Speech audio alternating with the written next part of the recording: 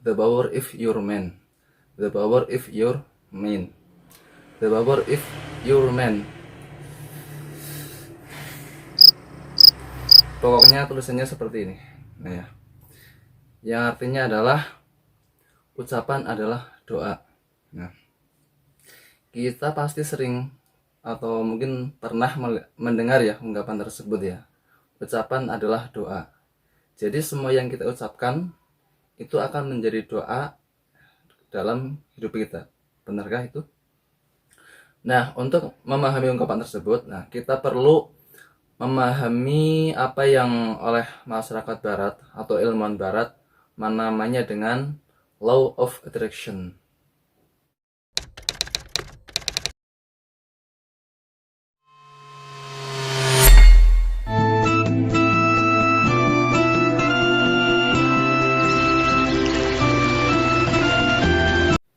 Law of attraction ini bahasa Indonesianya adalah hukum tarik-menarik. Nah, secara sederhana, law of attraction adalah suatu konsep yang menyatakan bahwa pemikiran positif akan berdampak positif pula bagi seseorang. Demikian juga sebaliknya, pemikiran negatif juga akan berdampak negatif juga bagi seseorang tersebut. Artinya, pikiran manusia adalah energi yang bisa menarik hal-hal di sekitar kita ya. Jika pikiran kita kok positif, maka juga akan menarik hal-hal positif di sekitar kita ya, atau di alam semesta ini. Dan juga sebaliknya, jika pikiran kita negatif, maka juga akan menarik hal-hal negatif di alam semesta ke dalam diri kita. You can if you think you can. Saya nggak tahu ejaannya benar atau salah, tapi artinya adalah kamu bisa jika kamu berpikir kamu bisa. Salah satu jargon yang ada di dalam buku The Secret karangan Norman Vincent Peale. Dalam buku tersebut dikatakan bahwa rahasia terbesar alam semesta ini adalah hukum tarik-menarik atau law of attraction. Hukum tarik-menarik mengatakan bahwasanya kemiripan menarik kemiripan. Jadi semisal saya atau kita memikirkan sesuatu, maka pikiran tersebut akan dikirim ke alam semesta dan secara magnetis pikiran tersebut akan dikembalikan ke sumbernya, yaitu diri kita sendiri. Semisal saya berpikir sesuatu atau bercita-cita 5 tahun lagi saya harus punya rumah, uang tabungan deposito 100 juta, pasangan hidup, pekerjaan tetap. Maka apa yang saya cita-citakan sekarang dalam jangka waktu 5 tahun lagi itu akan menjadi kenyataan.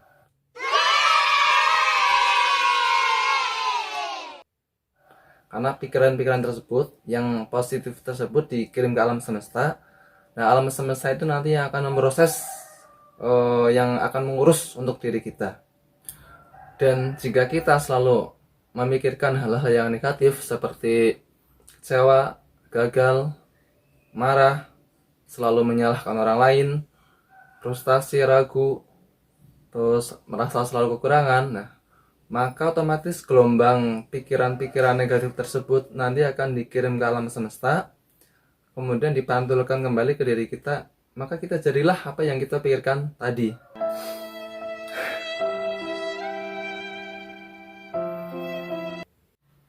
Maka ada baiknya kita renungkan salah satu ungkapan dalam buku tersebut. Di situ dikatakan, kita tidak dapat menolong atau merubah dunia dengan berfokus pada hal-hal yang negatif. Jika itu dilakukan, itu bukan hanya saja menambahnya, akan tetapi mempercepat hal-hal negatif tersebut terjadi pada diri kita sendiri. Dan dalam bagian lain dari buku tersebut, itu Rhonda Byrne mengatakan bahwasanya pikiran yang sedang kita bayangkan saat ini itu sebenarnya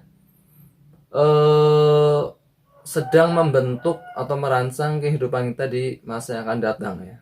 Jadi kalau kita sekarang mikirnya yang aneh-aneh, yang gagal-gagal, yang frustasi, nanti kehidupan kita di masa yang akan datang ya persis seperti apa yang kita pikirkan.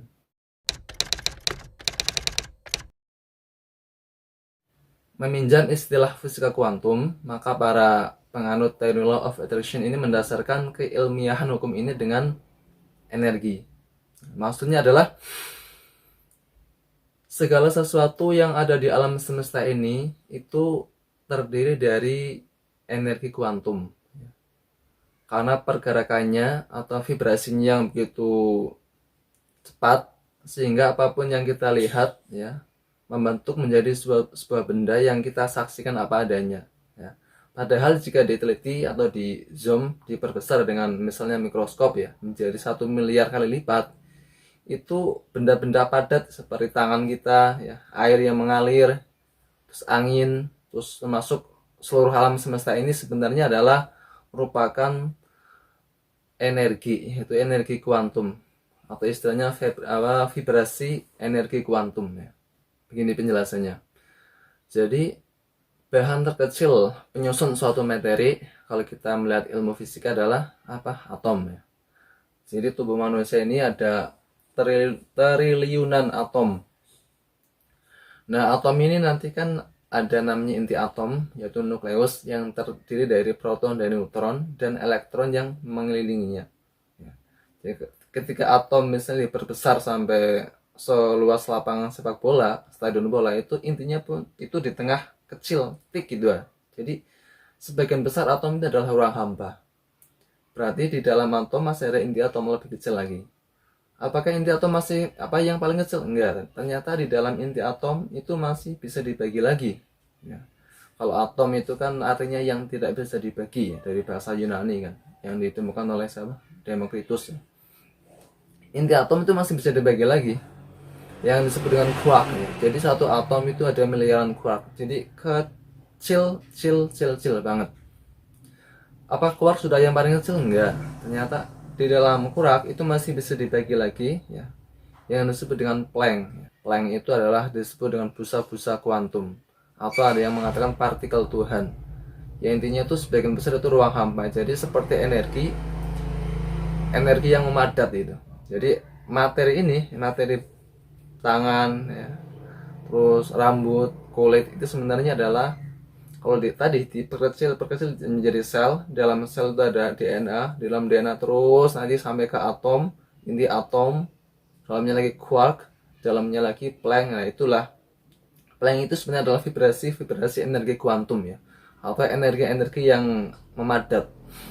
Nah, mungkin penjelasannya lebih rumit, tapi secara sederhana seperti itu. Jadi seluruh alam semesta sebenarnya adalah kumpulan dari energi. Materi adalah energi.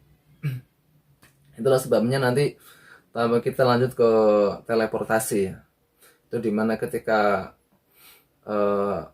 siapa itu anak buahnya Nabi Sulaiman, Asy bin Barkhiyah, itu kan bisa memindahkan singgasana Ratu Bilqis dari Yaman ke Palestina dengan hanya sekejap kilat itu kan. Itu memakai teori ini. Jadi dari materi singgasana Ratu Bilqis itu materi, itu dirubah menjadi energi, dipindahkan ke Palestina hanya dalam waktu 1 detik ya. Itu nanti ada teorinya tersendiri. Jadi intinya adalah segala sesuatu adalah materi adalah berasal dari energi. Nah, disinilah letak teori law of attraction ini berlaku ya. Jadi ketika disimpulkan segala sesuatu itu berasal dari unsur yang sama, yaitu energi ya, maka kemiripan bisa menarik kemiripan. Jadi segala sesuatu terhubung ya.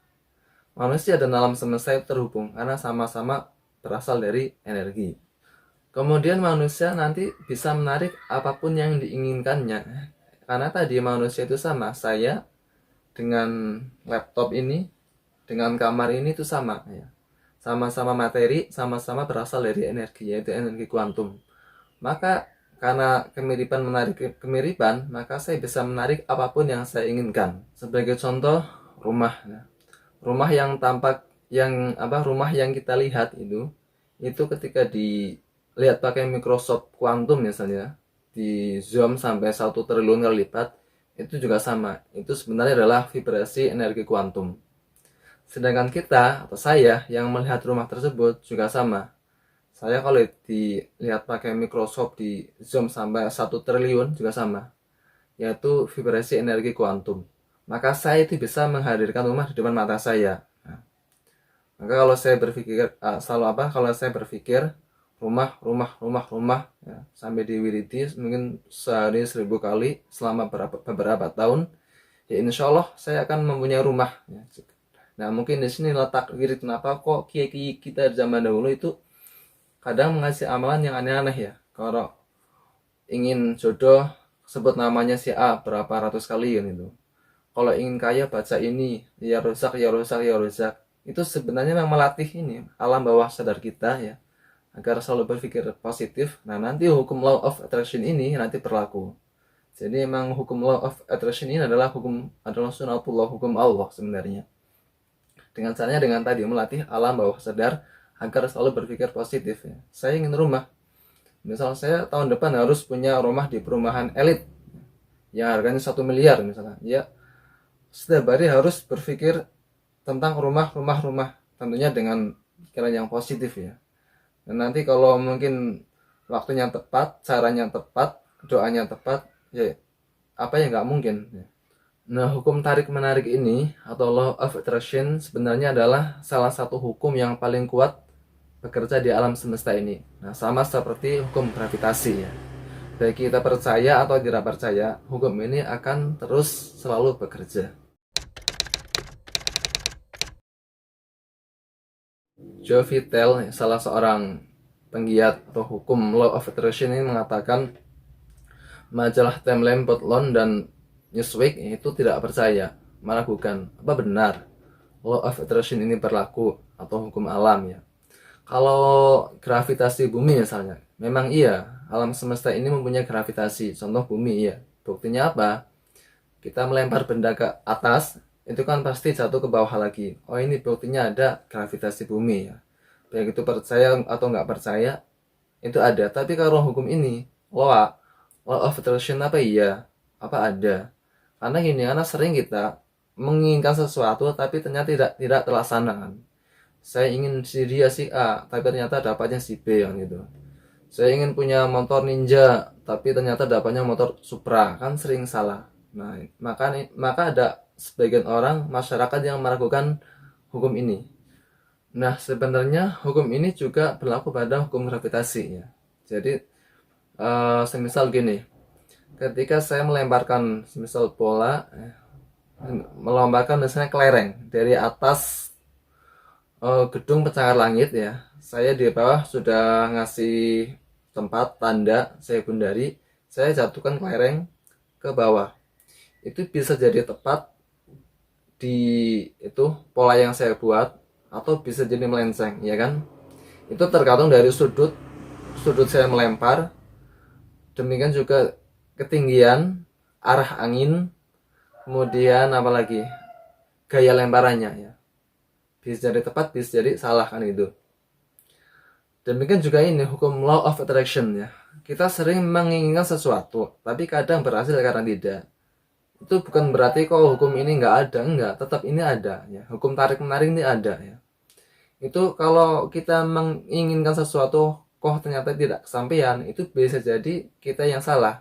Entah caranya yang salah, mungkin pikiran kita yang salah, sering ragu-ragu, kalau momen time-nya yang salah. Nah seperti ini, kalau pas, presisinya pas ya, saya melemparkan kelereng dari atas gedung ke bawah, kok tepat mengenai sasaran titik yang saya, atau koordinat yang saya tentukan tadi, itu berarti kan sudah pas ya. Itu biasanya tadi, jarak lemparannya pas, sudutnya pas, yang sering itu sudut biasanya, sudutnya pas, tidak ada angin yang menerpa kelereng tadi. Nah, demikian juga law of attraction ini, law ya. Ketika saya menginginkan sesuatu ternyata terkabul, berarti itu semuanya itu sudah pas ya. Baik dari segi metode, cara, doa yang jelas ya, keyakinan dan sebagainya.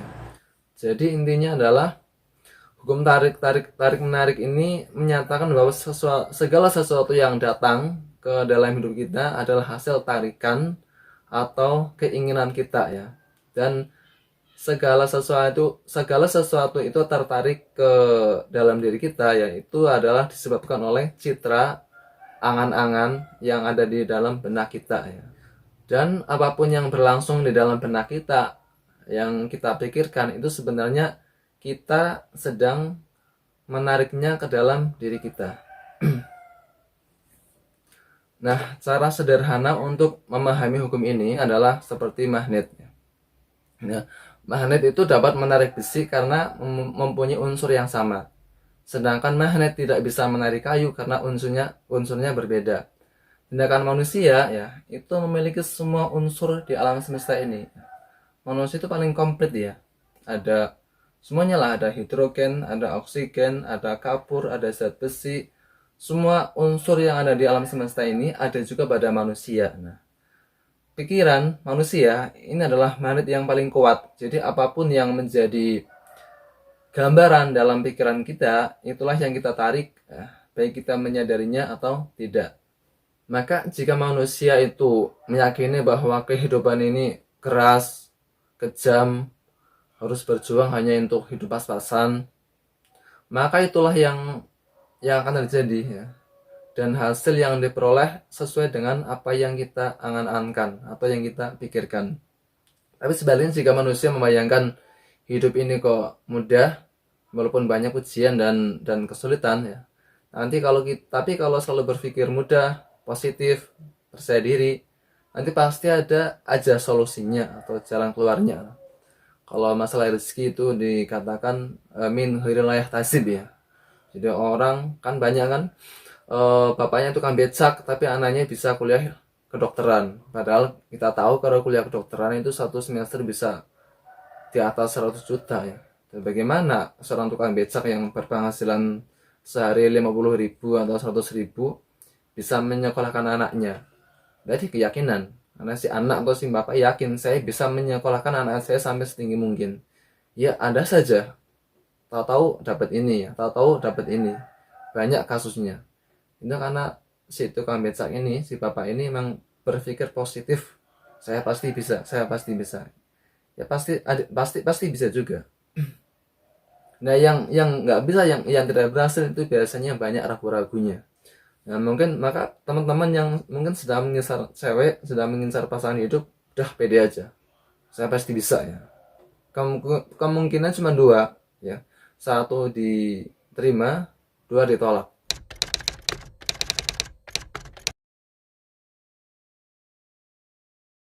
Dalam sebuah hadis qudsi itu berbunyi seperti ini. Ana inda dzuni 'abdi bi wa ana ma'ahu idza dzakarani. Ini kata Allah ya. Kata Allah begini. Saya sesuai dengan prasangka hambaku tentang aku ya. Dan aku selalu bersamanya ketika dia mengingatku. Nah, dari ini sudah jelas kan, Allah itu sesuai dengan prasangka hambanya ya. Jadi kalau kita selalu berpikir husnudzon, berbaik sangka kepada Allah, ya, selalu pede, selalu optimis ya, pasti Allah akan membukakan jalan-jalan yang tidak kita sangka-sangka. Dan sesuai dengan hukum law of attraction ini, jadi apa yang kita pikirkan, apa yang kita inginkan, apa yang ada dalam benak kita ya, jika itu hal yang positif ya, maka secara otomatis ya, Allah Subhanahu wa taala akan merealisasikan apa yang menjadi keinginan dan cita-cita kita tersebut ya.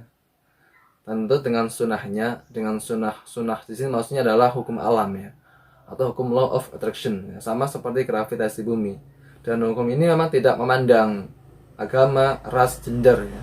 Sama seperti hukum gravitasi, baik orang berdosa, orang maksiat, orang soleh itu ya jatuh dari atas ke bawah. Sama ini orang Buddha, Kristen, Islam, orang lesbi juga, tapi kalau dia mau berusaha terus ya insya Allah kalau caranya tepat, momennya tepat, maka dia akan sukses ya. Dan bahkan kita tahu orang-orang terkaya di dunia itu semuanya orang-orang non muslim ya. Mulai Bill Gates, Mark Zuckerberg, apa itu bahasanya nggak tahu, Jeff Bezos, Warren Buffett, terus apa, Joe Steve, pokoknya orang-orang konglomerat di dunia itu semuanya lah orang-orang non muslim ya, orang-orang Kristen, mungkin juga tidak beragama. Tapi karena hukum Allah tidak memandang agama atau gender, ketika mereka berusaha dan yakin akan membangun perusahaan raksasa, ya berhasil. Di sini letak sunatullah, di sini letak hukum law of attraction ini berlaku. Yang penting keyakinan. Maka sesuai dengan hadis qudsi di atas, ya sebaiknya kita sebagai orang beragama, sebagai orang muslim, harus mengisi pikiran-pikiran kita dengan hal-hal yang positif ya, dengan angan-angan yang baik ya. Tentu diimbangi dengan kerja keras ya. Setelah itu kita serahkan semuanya kepada Allah, dan nanti Allah Subhanahu wa taala, Tuhan semesta alam, yang akan mengurus semuanya dengan caranya ya.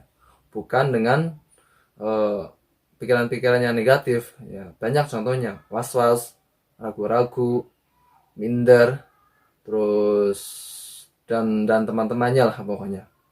Karena pikiran-pikiran tersebut bisa jadi yang menyebabkan keinginan kita tidak terwujud ya. Karena keraguan-raguan itu yang menyebabkan keinginan kita tidak terwujud, doa-doa kita tidak terkabul. Dan memang ya, salah satu penyebab doa atau attraction itu tidak bekerja ya. Kenapa kok kita sering berkeinginan tapi ternyata tidak terwujud? Karena kita sering ragu ya, sering mempertanyakan kemampuan Tuhan ya. Apa ya sih Allah bisa membuat saya jadi orang kaya, kan saya keluarga saya miskin. Nah itu yang kadang-kadang doa itu tidak terkabul ya. Kita sering mempertanyakan kemampuan Tuhan. Itu sama saja dengan melecehkan Tuhan. Dalam salah satu hadis yang lain dikatakan, Anallaha la yastajibu du'aan min qalbin ghafilin lahin. Jadi Allah tidak akan mengabulkan doa dari orang-orang yang hatinya lalai ya.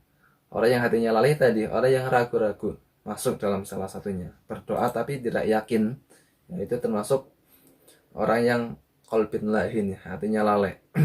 Nah, dengan pemahaman kita ya sekilas tentang hukum law of attraction ini, maka dampak positifnya, hikmahnya adalah akan memperkokoh keyakinan kita ya, akan keterkabulan sebuah doa ya.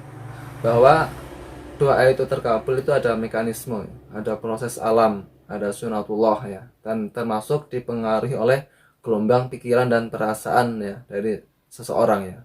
Kalau gelombang pikirannya negatif ya sulit ya, tapi kalau gelombang pikirannya positif, yakin, mantep ya, dan disertai dengan kedekatan dan ibadah ya, insya Allah cepat. Dan dalam hukum law of attraction ini juga mengajarkan kepada kita manusia bahwasanya manusia pasti akan bertanggung jawab ya dalam kehidupannya ya, karena manusia memenuhi apa yang ia pikirkan dan ia rasakan ya. Faman ya'mal mithqala dzarratin khairan yarah wa may ya'mal mithqala dzarratin syarran yarah ya. Jadi perbuatan apapun walaupun seberat biji zarah, seberat atom ya, itu pasti akan diganjar ya. Dan berpikir itu juga termasuk amal, perbuatan kan, perbuatan pikiran.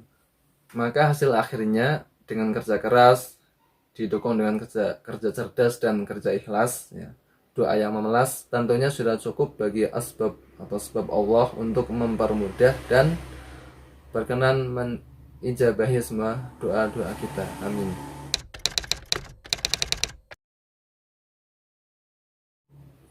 Bisa dengan beberapa cara. Di antaranya yang pertama, carilah lingkungan yang kondusif ya. Karena kita harus menyelaraskan frekuensi ya. Jadi cari lingkungan-lingkungan yang orang-orangnya memang visi hidupnya positif ya. Kalau tidak ada, bisa dengan keluarga sendiri ya. Hiasilah aktivitas dan interaksi kita dengan keluarga kita ya.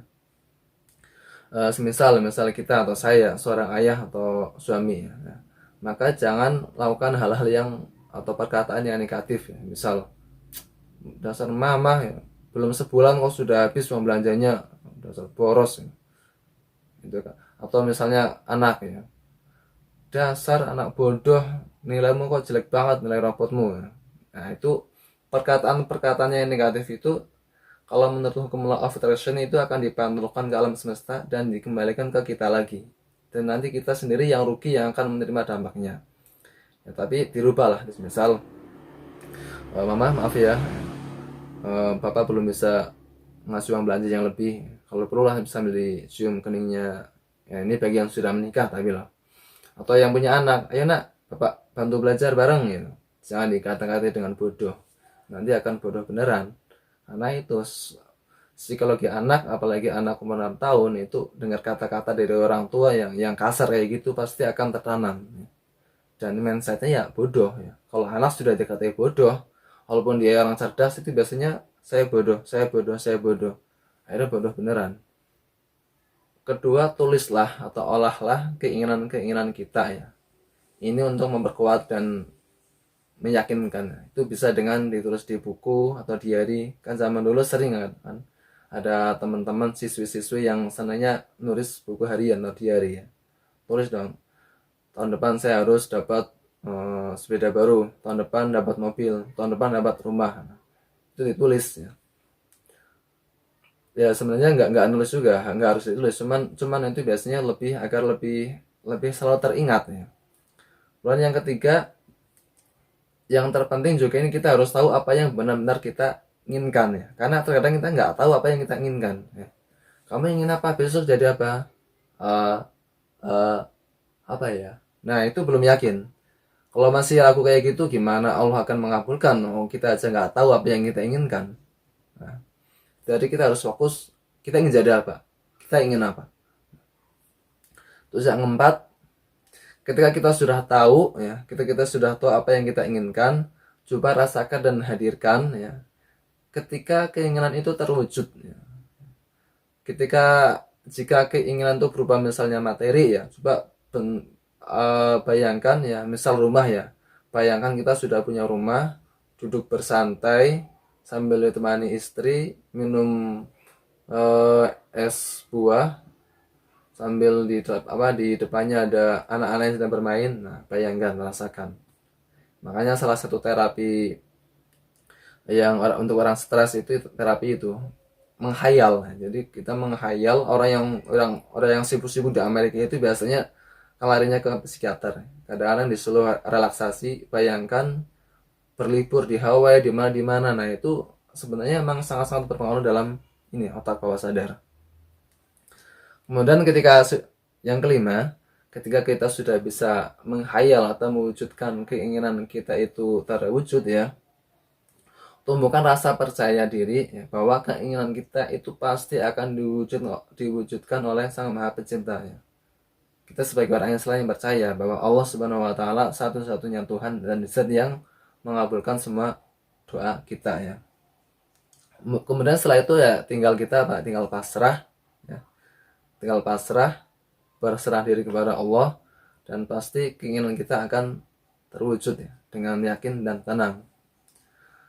Terus yang terakhir, yang keenam, nah ketika kita sudah pasrah ya, maka biasanya ide-ide atau imajinasi atau bahasa lain ilham, atau orang yang ateis itu menyebutnya kebetulan, itu biasanya akan mewujud menjadi nyata ya. Jadi